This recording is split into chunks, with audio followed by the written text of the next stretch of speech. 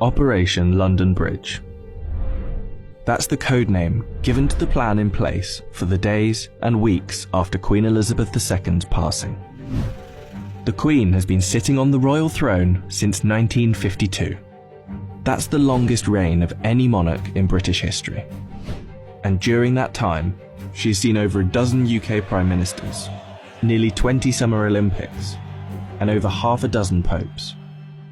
The Queen is the cornerstone to the Commonwealth, the patron to almost 600 organisations and charities, and plays a pivotal role in the UK's alliance with many countries. So her passing will bring about a lot of change. Not just for the United Kingdom, but potentially the world.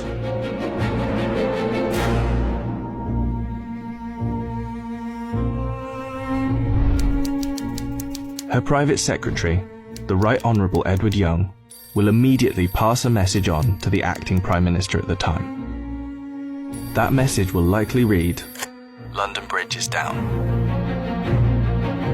The Prime Minister will then set Operation London Bridge into action.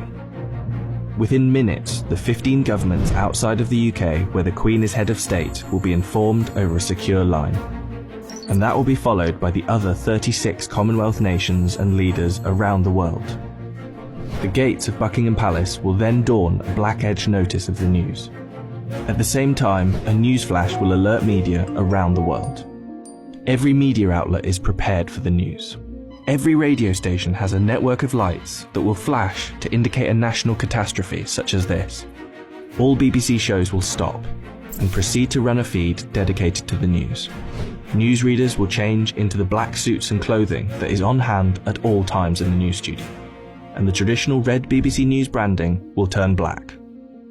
Newspapers, TV channels and radio stations have days of coverage ready to go. On the same day as her death, the Queen's eldest son, Charles, will immediately become king. And it's reported that the stock exchange, businesses and shops across the UK will likely close for the day out of respect. The day after the Queen's death, on a live stream, Charles will make his first official speech as king. And the government will swear its allegiance to the sound of a 41-gun salute in Hyde Park, London. After that, King Charles, if this is the name he so chooses, will set off on a UK tour, visiting the leaders of government in the capitals of each country, Edinburgh, Belfast and Cardiff, before returning to London. During this period, TV channels will play the many documentaries already made in the Queen's honour, and the BBC will refrain from playing comedy shows as a sign of respect until after the funeral. 4 days after her death, the Queen's coffin will be led on a military procession from Buckingham Palace to Westminster Hall. Here she will lie in state over the next 4 days, and after which King Charles, family and dignitaries will pay their respects. Then the doors will open to likely hundreds of thousands of people queued up outside.